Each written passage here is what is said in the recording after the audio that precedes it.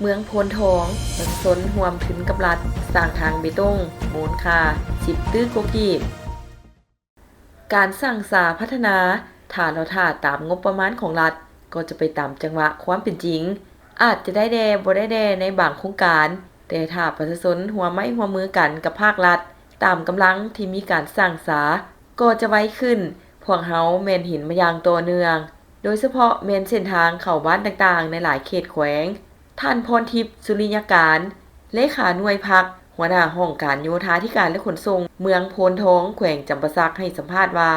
การพัฒนาพื้นฐานโครงสร้างได้รับการยกระดับและมีการขยายตัวอย่างกว้างขวางเฮ็ดให้ตารางคมนาคมเพิ่มขึ้นอย่างไววาอันพ้นเด่นใน5 ปีผ่านมาแขนงโยธาธิการและขนส่งเมืองโพนทองภายใต้การนำพาชี้นำขององค์คณะพักเมือง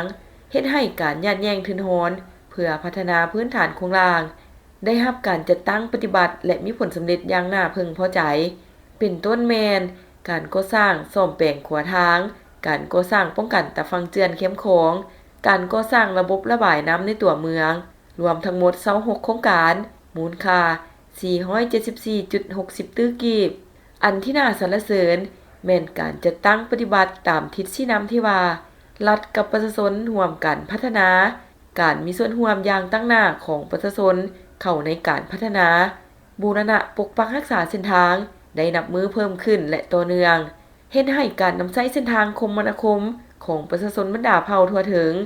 ชีวิตการอยู่ดีขึ้นเป็นก้าวๆอันที่เพิ่นเด่นแม่นประชาชนบ้านหนองไฮโคกโพนทองโพนใหญ่ใหม่โนนคูนฟังแดงโนนกุ๋งบุงแกแก้งยาวทาใหญ่สองโคนป้องหนองดง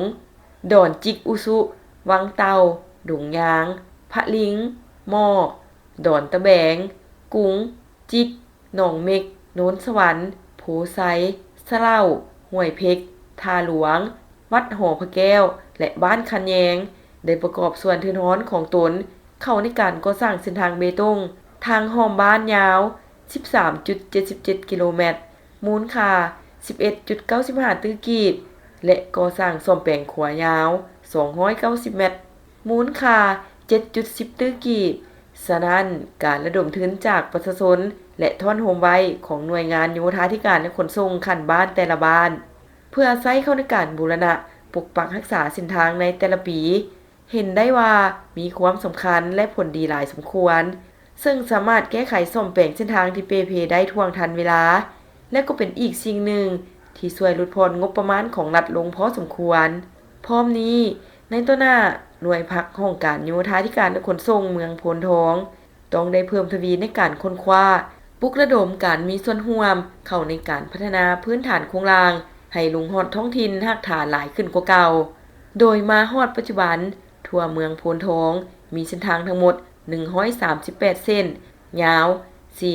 465.76 กิโลเมตรเทียบใส่ระยะเดียวเพิ่มขึ้น68เส้นยาว 62.39 กิโลเมตร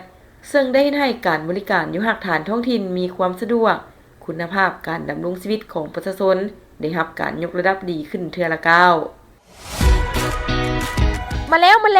โครงการดินจัดสรรงามๆในตัวเมืองเขตบ้านดงนาทองเมืองสีโคตะบองนครหลวงเวียงจันทน์ปลูกสร้างได้เลยมีทางผ่านกลางกว้าง6เมตรสะดวกสบายจ่ายสดหรือจ่ายผ่อนได้ยาวถึง15ปี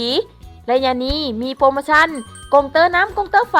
เสาหัวดินจี้ซีมังจ่ายครบมีใบตาดินครอบท้องให้พร้อมอยู่ไกลไปบ่ฮอดโทรถามก่อน020-544-9565มีดินเขตตัวเมืองเป็นเรื่องน่ายินดีเพราะในต้นหน้านี้จะจับจองยากขึ้นน้ำมือบริษัทบุญเลี้ยงยินดีจัดให้